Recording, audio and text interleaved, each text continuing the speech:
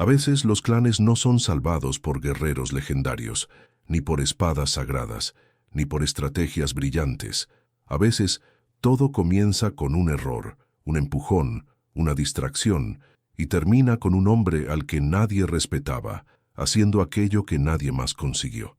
Esta no es la historia de un héroe, es la historia de cómo lo improbable cambió el destino de todos. La plaza estaba en silencio, no el silencio de la paz, sino el silencio de la condena. Cientos de personas observaban mientras un hombre se arrodillaba ante la muerte. La hoja aguardaba. El honor exigía sangre, pero el destino de aquel clan no sería cambiado por una espada. Sería cambiado por un acto inesperado, en el exacto momento en que nadie se atrevía a actuar. El condenado se llamaba Hayato. En aquella aldea, todos lo conocían, no como héroe, ni como villano. Hayato era un pícaro, en el sentido más humano de la palabra. Robaba comida cuando tenía hambre. Cambiaba mercancías por promesas que nunca cumplía. A veces desaparecía por días, y siempre reaparecía sonriendo. Algunos delitos eran tan pequeños que llegaban a ser graciosos. Una gallina de vuelta al día siguiente, un barril de sake que misteriosamente reaparecía vacío, una campana del templo que cierta vez juró que había caído sola, pero en tiempos de tensión, el error pequeño pesa como crimen grave. Cuando la guerra se acercó y el orden comenzó a derrumbarse, el clan necesitaba un ejemplo, y Hayato era fácil de culpar. Lo acusaron de traición, no por pruebas, sino por reputación. Ahora, arrodillado en el cadalso, no lloraba, no suplicaba, solo respiraba hondo. Tal vez por primera vez entendía que sus peripecias habían llegado a su fin. La hoja se elevó. Entre la multitud estaba Aiko, joven, perspicaz, conocida por nunca bajar la cabeza, ni siquiera ante los más ancianos. Aiko había crecido sin padre, aprendió temprano a observar antes de actuar, y tenía un talento raro, percibir brechas donde nadie más veía nada. Ella conocía a Hayato, no era cercana, pero sabía algo que la multitud ignoraba. Él era imprudente, pero no cruel, y definitivamente no era un traidor. Cuando la hoja alcanzó el punto más alto, Aiko tomó su decisión. Ella corrió, derribó una cesta de frutas, gritó fuego, empujó personas, señaló hacia el lado opuesto de la plaza. Por un segundo todos miraron el caos, incluso los ejecutores, y un segundo es todo lo que el destino necesita.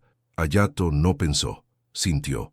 Cuando percibió la distracción, se lanzó hacia adelante, rodó fuera del cadalso y corrió. Los guardias reaccionaron demasiado tarde. La plaza explotó en gritos. El orden se volvió confusión. El honor se volvió pánico. Hayato desapareció entre los callejones que solo alguien como él conocía. Aquella mañana, el clan no ejecutó a un condenado. Ejecutó su propia certeza. La fuga fue peor que la muerte.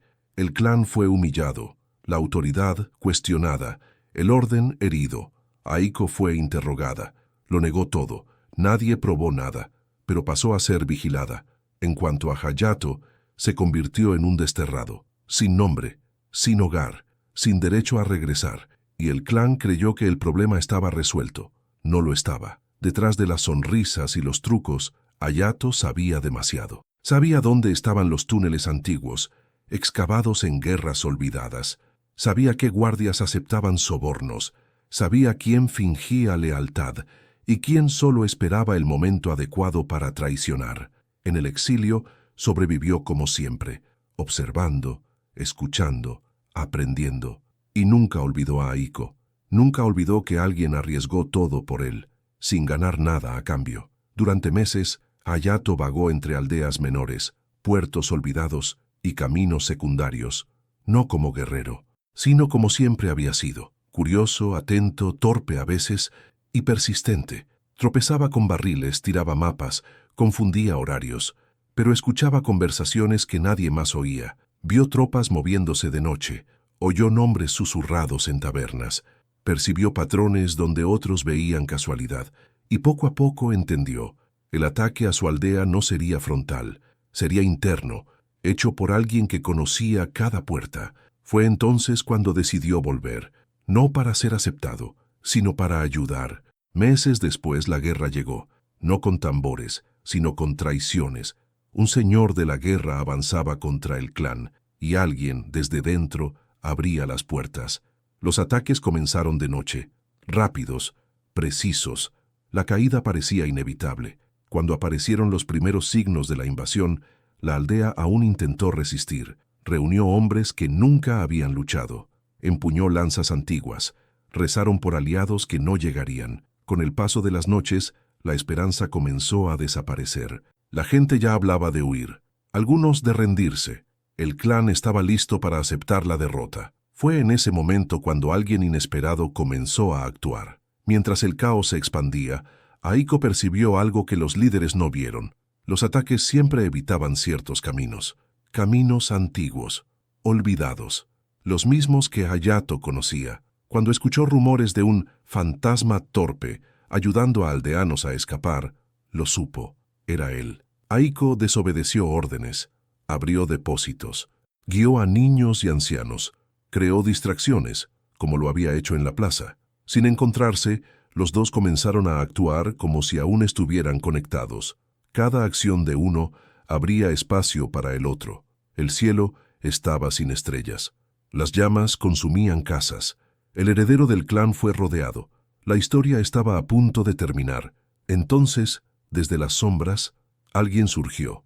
Hayato no volvió como héroe, volvió como sombra. Usó los túneles olvidados, desorientó a los invasores, guió al heredero fuera del cerco. No luchaba por honor, ni por perdón. Luchaba porque una joven se atrevió a actuar, cuando todos eligieron observar. Tropezó, derribó cosas, se equivocó de caminos que luego se revelaron correctos. Hayato no sabía luchar como un samurái, pero sabía retrasar enemigos, sabía provocar confusión, sabía hacer que hombres armados corrieran tras la nada. Mientras los invasores buscaban un ejército, Hayato les entregaba un problema. Y entonces, Aiko volvió a actuar. Ella conocía los túneles, no todos, pero los suficientes. Guió grupos de habitantes fuera de la aldea, llevó mensajes, creó distracciones, como aquel día en la plaza.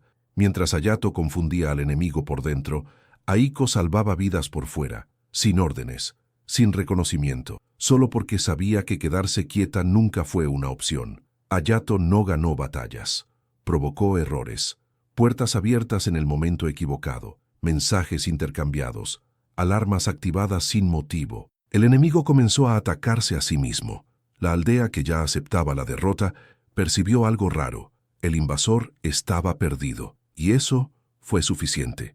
Para garantizar la huida, Hayato se quedó atrás. Cuando el sol salió, el clan aún existía. Él no. Cuando todo terminó, pocos comprendieron cómo habían sobrevivido.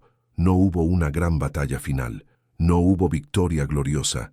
Hubo retraso, confusión, tiempo ganado. Y a veces, el tiempo es lo único necesario para no desaparecer de la historia. Años después, una inscripción apareció en la plaza. Ni todo honor nace del silencio. Aiko se convirtió en anciana. Nunca habló sobre aquel día, pero siempre enseñó a los niños una sola lección. A veces, salvar un clan comienza con un acto simple, en el exacto momento en que nadie más tiene el valor de actuar.